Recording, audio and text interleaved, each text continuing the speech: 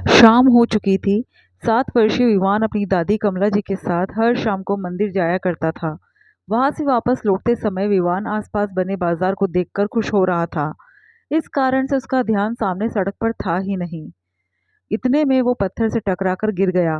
गिरने से उसके घुटनों पर हल्की फुल्की चोट आ गई। उसके घुटनों पर चोट देखकर कमला जी का तो कलेजा ही मुंह को आ गया। घबराहट के मारे माथे पर पसीना चमकने लगा।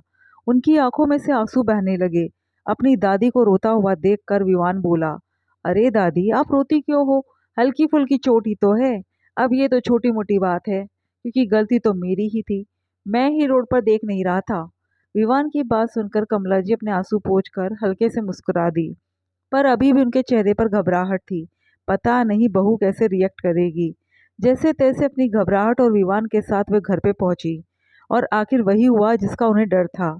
घर में घुसते ही बरामदे में बैठी विवान की मम्मी अर्थात कमला जी की बहू जानवी ने जब विवान के घुटनों की तरफ देखा तो उसका गुस्सा 7वें आसमान पर पहुंच गया। और वो लगभग चिल्लाते हुए बोली, ये क्या है माँ जी? आपने आज भी विवान का कोई ध्यान नहीं रखा। मेरे बच्चे को चोट लगाकर ले आई। आखिर ध्यान कहाँ रहता है आपका?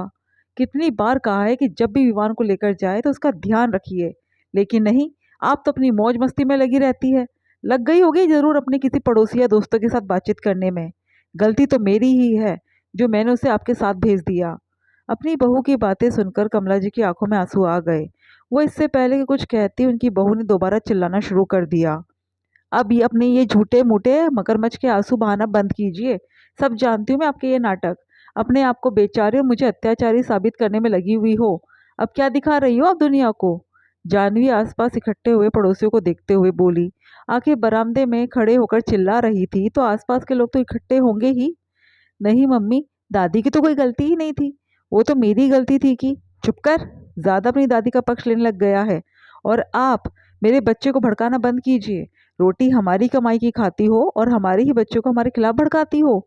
मुफ्त की रोटी पचती नहीं है क्या आपको, जो मेरे बच्चों को ये सब सिखा रही है कि वो आपकी गलतियों पर पर्दा डालने में लगा हुआ है?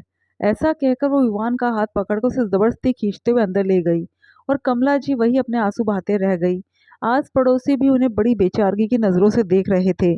थक कर वो वही बाहर रखी कुर्सी पर बैठ गई। बार बार अपनी बहू के शब्द उनके कानों में गूंज रहे थे। गलती बहू की भी क्या कहे, जब बेटा ही नालायक हो। आखिर उनका बेटा अमर ही तो वो पहला शख्स था जिसने उनकी रोटी की कीमत उनसे पूछना शुरू की थी।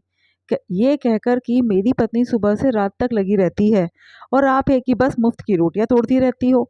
थोड़ा बहुत काम भी करवा दिया करो। जबकि कमला जी अपने बेटे के बेटे मतलब विवान को सुबह से शाम तक संभालती थी। यहाँ तक कि घर के कामों में अपनी बहू का बराबर हाथ बटाती थी। वही कुर्सी पर बैठे बैठे कमला जी को अपने पुराने दिन याद आने लगे, जब अपने पति के साथ गांव में रहा करती थी, जबकि बेटे बहू यहाँ शहर में किराए के कमरे में रहते थे। तब तो फिर भी बहुत सुकून था। दोनों पति पत्नी बड़े शांति के साथ आराम से अपना समय व्यतीत करते थे। आस पड़ोसी भी सब घर के सदस्यों जैसे थे, तो मन की बातें भी बतला लेते थे।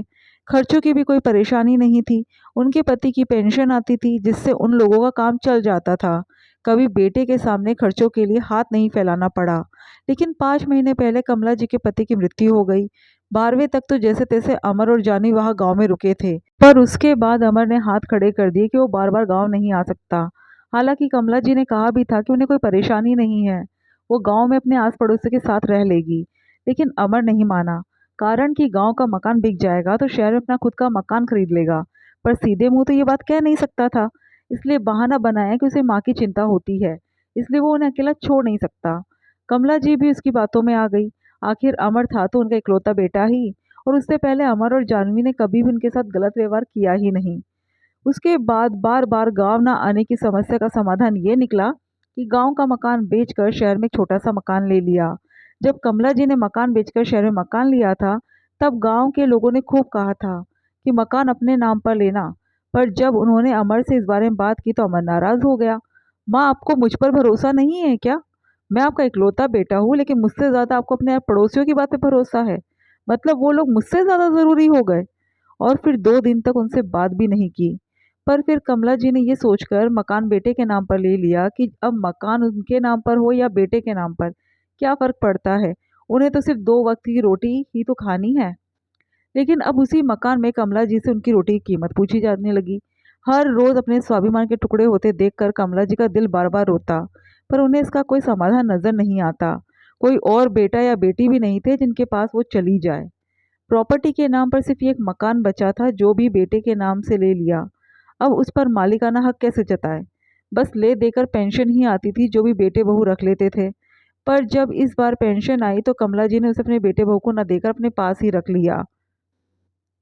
इस पर भी बेटे बहू ने काफी बखेड़ा खड़ा किया, पर इस बार कमला जी टूटने को तैयार नहीं हुई। माँ, आखिर तुम इस पेंशन का करोगी क्या? घर का सामान डलवाना है और चुपचाप से पैसे दे दो आप। नहीं, इस बार नहीं। बहुत सुन लिया मैंने। घर का राशन मेरे पैसों से आता है और मुझे ताने सुनाए जाते हैं कि मैं मुफ्त की रोटी तोड़ती हूँ। बस बहुत हुआ, अब और नहीं। अच्छा, तो अब आप हमारे खिलाफ खड़ी होंगी? हाँ, क्यों नहीं? आखिर मेरा भी स्वाभिमान है। क्या उम्र के साथ स्वाभिमान खत्म हो जाता है? मैं भी तो देखूं फिर आप इस घर में कैसे रहती है। ये घर तो मेरा है। मैं जब चाहूँ आपको घर से निकाल सकता हूँ। ऐसा करने की सोचना भी मत। इतनी कमजोर नहीं हूं मैं। सुन लिया अपनी माँ को? देखा कैसे कैची की तरह जबान चलती है इनकी। मैं तो कहती हूँ निकालो इन्हें अभी इसी वक्त। बस बहू, बहुत हो गया। बोल लिया तुमने और बहुत सुन लिया मैंने। मुझे पता था कि मेरी पेंशन आने के बाद तुम ये सब तमाशा जरूर करोगे, इसलिए मैंने अपना बंदोबस्त कर रखा है। अच्छा, जरा हम भी तो देखें क्या बंदोबस्त कर रखा है। अगर तुम दोनों ने मुझे परेशान किया तो मैं पुलिस की मदद लूंगी। जाइए जाइए, आपको जहाँ जाना है। देखे तो पुलिस भी क्या करती है। मकान तो हमारे नाम पर है। आखिरकार जब उनके बेटे बहू ने उन्हें ज़रूरत से ज़्यादा परेशान करने की कोशिश की तो उन्होंने एनजीओ और पुलिस की सहायता ली। आखिरकार एनजीओ और पुलिस की सहायता से कमला जी को मकान में एक कमरा दे दिया गया, जहां वह अपनी पेंशन से अपना भरण पोषण करती और स्वाभिमान के साथ रहती।